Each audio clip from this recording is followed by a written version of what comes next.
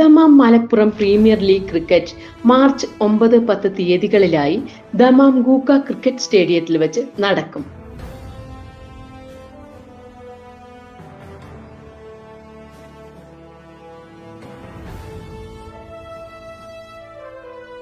മലപ്പുറം ജില്ലയിൽ ചാരിറ്റി പ്രവർത്തനങ്ങൾ നടത്തുന്നതിന് വേണ്ടി ദമാം മലപ്പുറം കൂട്ടായ്മ നടത്തിവരാറുള്ള ക്രിക്കറ്റ് ടൂർണമെന്റ് MPL 4ാം സീസൺ മാർച്ച് 9-10 വ്യാഴം വെള്ളി ദിവസങ്ങളിലായി ദമാമിലെ ഗൂക്ക ഫ്ലഡ് ലൈറ്റ് ക്രിക്കറ്റ് സ്റ്റേഡിയത്തിൽ വെച്ച് നടത്തപ്പെടുമെന്ന് ഭാരവാഹികൾ അറിയിച്ചു.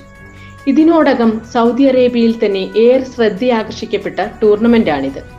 IPL മാതൃകയിലാണ് ടൂർണമെന്റ് സംഘടിപ്പിച്ചു വരുന്നത്. ജില്ലയിലെ വിവിധ സ്ഥലങ്ങളുടെ പേരുകളിൽ 8 ടീമുകളാണ് മാറ്റുരയ്ക്കുക.